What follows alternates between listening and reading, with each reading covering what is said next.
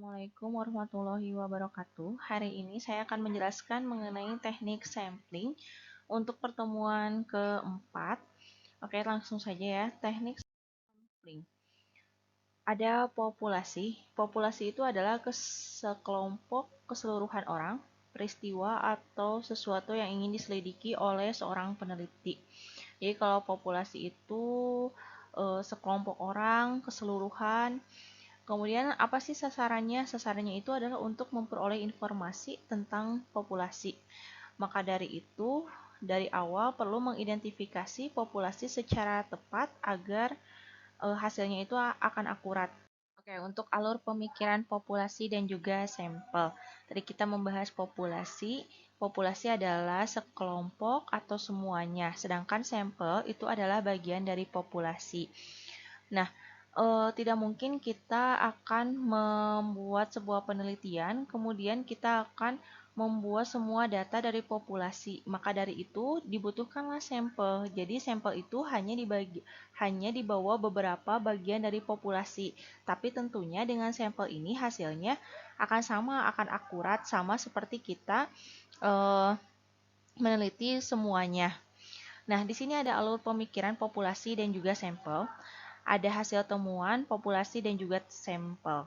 Nah, di suatu bank, misalkan contohnya itu di suatu bank, maka kita akan meneliti kinerja karyawannya. Nah, untuk populasinya itu adalah semua karyawan bank tersebut. Kemudian sampelnya hanya diambil beberapa saja dari populasi tersebut. Jadi sampelnya itu adalah beberapa karyawan untuk melihat kinerja karyawan Bank Sukabumi tersebut. Kemudian dilanjut lagi, kenapa sih harus ada sampling? Tadi saya sudah jelaskan bahwa tidak mungkin mengumpulkan seluruh data. Kalau misalkan semua data itu dikumpulkan, maka akan menyita waktu yang cukup lama. Kemudian kita juga inginkan menghemat waktu dengan adanya si sampel ini. Kemudian tidak hanya waktu, ini juga akan menghemat biaya dan juga sumber daya lainnya. Kemudian kadang lebih dipercaya sebab peneliti tidak lelah. Jadi karena kalau misalkan dengan sampel ini akan sedikit datanya, akan lebih dibandingkan dengan populasi, maka orang-orang itu percaya bahwa dengan adanya sampling ini akan lebih akurat datanya dibandingkan dengan jika kita menghitung semuanya dari populasi tersebut. Kemudian prinsip dasar penentuan jumlah sampel. Bagaimana sih cara menentukan jumlah sampel dengan populasi? Jadi katanya semakin besar jumlah sampel atau mendekati jumlah populasi, maka peluang kesalahan generalisasi semakin kecil. Sebaliknya, semakin kecil jumlah sampel atau semakin menjauhi populasi, maka semakin besar peluang kesalahan generalisasi. Jadi, diibaratkan jika kita punya 10 sampel, maka kita bawa diibaratkan jika kita mempunyai populasi misalkan 10 orang. Nah, kita tidak mungkin membawa semuanya kalau misalkan si sampel tersebut. Sampel itu hanya dibawa beberapa bagian saja, tapi harus yang mendekati dengan si populasi. Maka kita ambil misalkan dari 10 orang tersebut, sampelnya itu 5 orang atau 6 orang. Nah, jangan sampai populasinya 10 orang, tapi kita membawa sampelnya 1 orang, 2 orang. Nah, ini harus membawa si sampelnya itu harus mendekati jumlah dari populasi. Agar apa? Agar si peluang kesalahan generalisasi ini semakin kecil. Nah, teknik sampling ini ada dua. Ada probability sampling dan juga non-probability sampling. Probability sampling ini berpeluang sama untuk menjadi sampel. Kalau non-probability sampling itu tidak memiliki peluang yang sama untuk menjadi sampel. Teknik sampling ini ada dua, ada probability sampling dan non-probability sampling. Probability sampling dibagi-bagi lagi, ada simple random sampling, proportionate stratified random sampling, disproportionate stratified random sampling, dan cluster sampling. Begitu juga non-probability sampling. Ini ada sampling sistematis, sampling kuota, sampling insidental, sampling purposive, sampling jenuh, snowball sampling. Dari slide selanjutnya maka akan saya jelaskan satu persatu dari teknik sampling tersebut. Sini ada proportionate stratified random sampling ya. Misalkan kita mau meneliti sebuah perusahaan, kemudian di dalam perusahaan tersebut ada yang lulusan SMA, ada yang lulusan S1, dan juga ada yang lulusan S2. Misalkan ketika kita meneliti, didapatlah datanya kalau misalkan yang SMA itu ada 100 orang. Nah, kemudian yang S1 itu ada 60 orang, dan kemudian yang S2-nya itu ada 30 orang. Nah, ketika kita mau mengambil sampelnya, nah ini kan ada 30, 60, dan juga 100. Kita ambil saja kalau misalkan setengahnya dari populasi, maka didapatlah sampelnya. Ketika si S2-nya 30 orang, maka kita ambil setengahnya, yaitu didapatlah 15 orang.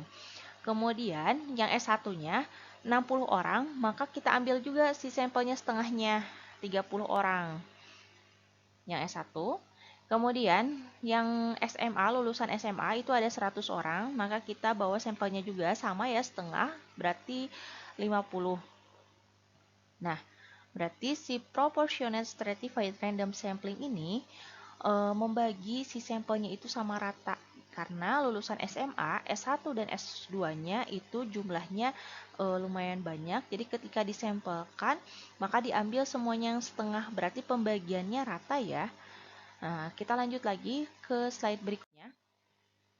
Nah, slide berikutnya ini ada disproportionate stratified random sampling.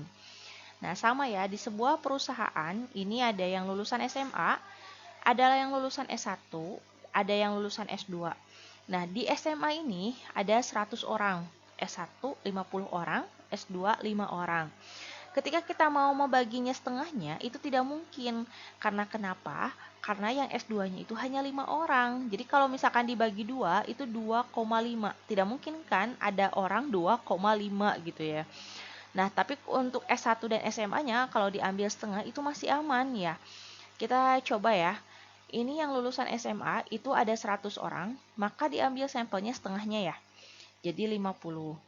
Yang S1-nya itu ada 50 orang, maka jika diambil setengahnya itu adalah 25 orang. Ketika yang S2-nya ini jumlahnya sedikit, jadi tidak mungkin bisa diambil setengahnya. Nah, disinilah peran dari disproportionate stratified random sampling. Tidak di bawah setengahnya, tapi ambil saja semuanya. Jadi ambil semuanya itu termasuk adalah sampel. Nah, berarti disproportionate stratified random sampling itu adalah membagi tapi tidak sama. Yang S1 dan SMA itu membaginya dengan setengah, tapi yang S2 ini ada ketimpangan karena ini sedikit jumlah S2-nya, maka diambil si sampelnya sedikit. Nah, itulah disproportionate stratified random sampling. Selanjutnya kita ke cluster sampling atau area sampling. Misalkan kita mau quick count pemilihan presiden. Kemudian diambillah populasi daerahnya, itu ada di Bekasi. Bekasi ada Bantar, Gebang, kemudian ada Bekasi Barat, Bekasi Timur, Bekasi Selatan, Bekasi Utara, Jati Asih, Purna ya. Nah, untuk mengambil si sampelnya, ini hanya diambil secara acak saja, jadi tidak ada kriterianya. Maka misalkan saya ambil ya Bantar Gebang, kemudian Bekasi Barat sebagai sampelnya, kemudian Bekasi Timur, kemudian Bekasi Selatan, kemudian juga Jati Asih ya. Nah, ini dia ambilnya secara proportional stratified random sampling. Jadi, misalkan Bantar Gebang itu ada 100, kemudian Bekasi Barat ada 100. Nah, maka si sampelnya itu ambil aja setengahnya semuanya. Bantar Gebang berarti diambilnya 50. Bekasi Barat misalkan ada 80 lah ya, jangan sama 100. Maka ambil si sampelnya juga misalkan setengahnya berarti 40. Ya, udah seperti itu ya. Sudah mulai paham ya kalau yang stratified random sampling itu yang tadi yang pertama. Nah, dilanjut dengan sampling sistematis. Diambilnya secara sistematis. Ini ada kriteria tertentu. Misalkan di sini ada populasinya itu dari 1 sampai 8.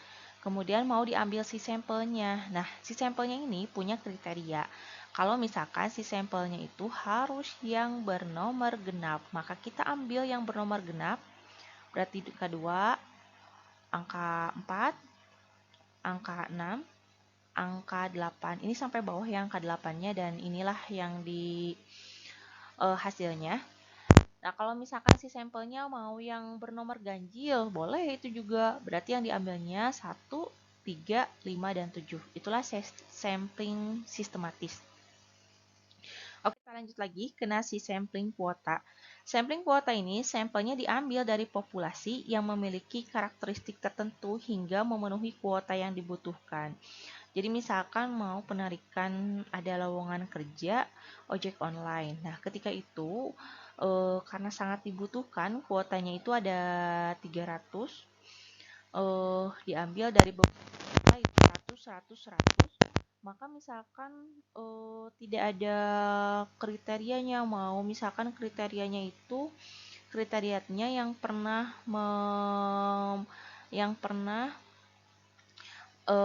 pernah menaiki ojol atau ojek online atau yang pernah menggunakan aplikasi ojek online itu bisa jadi masuk ke nasi sampling kuotanya. Jadi itu ya, memiliki karakteristik tertentu. Tadi berarti karakteristiknya pernah menaiki atau pernah menggunakan aplikasinya. Pokoknya sampai memenuhi kuota. Misalkan kuotanya 300. Jadi ini kan 100, 100, 100. Yang penting untuk memenuhi kuota ya. Oke, kita lanjut lagi kena sampling insidental. Jadi siapa saja secara kebetulan atau insidental bertemu dengan peneliti dan sesuai dengan kriterianya. Misalkan di sebuah toko, kita mau meneliti toko kue. Nah, kemudian berarti si samplingnya itu yang hari itu atau sampai jenjang waktu tertentu, misalnya jenjang waktunya itu 2 minggu ke depan, berarti yang 2 minggu eh, beli kue di toko tersebut, maka itu jadi si sampelnya. Jadi tidak sengaja kan secara kebetulan pada 2 minggu tersebut membeli kue di toko tersebut. Nah, itu berarti sampling insidental secara kebetulan. Kemudian ada juga si sampling purposive. Ketika si sampling purposive ini kita mau misalkan langsung saja ya kena contohnya, kita mau menilai kualitas makanan. Berarti si kualitas makanan ini harus dibarengi dengan sumber data. Nah, sumber datanya itu kita harus mencari kemana? Berarti harus ahli perihal makanan. Nah, si ahli perihal makanan ini berarti harus tahu kualitas makanannya seperti apa. Apakah yang enak? Apakah terlalu asin? Apakah tidak? Jadi harus yang betul-betul ahli dalam perihal makanan. Nah, kalau misalkan tidak ahli seperti saya, itu berarti bukan jadi sumber data dari kualitas makanan. Nah, berarti harus yang benar-benar ahli. Begitu juga dengan contoh yang di sampingnya, itu ada kondisi HAM. Maka si sumber datanya itu adalah yang orang yang ahli HAM. Kalau misalkan saya, tetap saya jadi orang yang bukan sumber datanya, karena saya bukan ahli dari HAM. Itu sampling purposive, contohkannya. Kemudian ada sampling jenuh. Di sampling jenuh ini ada sebuah keadaan di mana si populasinya itu kurang dari 30. Karena jumlahnya terlalu kecil, sama ya seperti tadi di ketika ada yang S2 5 orang. Berarti itu termasuk sampling jenuh kan? Nah, bagaimana cara membawa si sampelnya? Nah, ketika ada yang tadi dalam kasus yang slide sebelumnya, itu ada 5 orang, maka yang jadi sampelnya itu adalah semuanya. Nah, itu termasuk sampel jenuh. Kalau ada yang populasinya misalkan 15 orang, maka si sampelnya berarti 15 orangnya semuanya. Karena populasinya kurang dari 30. Nah, di sini ada snowball sampling. Snowball sampling ini jika diibaratkan oleh gambar itu sebetulnya ada 2 sampel, tapi berlanjut sampai di sini itu sampai ke sampel 26. Jika dicontohkan, misalkan saya mau meneliti toko kue juga ya, untuk lebih mudahnya. Nah, ketika saya akan meneliti toko kue, maka si toko kue tersebut saya menunggu pembeli. Pembeli tersebut misalkan saya menunggu dari jam buka dari jam 9 sampai misalkan ketika saya tutup. Ketika ada jenjang waktu, misalkan jenjang waktunya mau 2 minggu atau 3 minggu, berarti mau 2 minggu atau 3 minggu tersebut yang menjadi pembeli di toko tersebut, maka menjadi si sampelnya. Si sampelnya itu kan ada berapa orang, misalkan si sampelnya itu dari hari pertama sampai 3 minggu ke depan atau 2 minggu ke depan itu ada berjumlahnya 90 orang, maka yang jadi si sampelnya juga termasuk 90 orang semuanya. Itulah berarti snowball sampling. Nah, mudah-mudahan dengan penjelasan saya tadi kalian bisa membedakan antara probability sampling dan juga non probability sampling, eh, agar nanti ketika akan meneliti dalam skripsi kalian sudah bisa menentukan mau memakai teknik sampling yang mana. Sekian dari saya, maafkan bila ada masih kekurangan. Jika ada pertanyaan silahkan langsung tanyakan di grup ya. Assalamualaikum warahmatullahi wabarakatuh.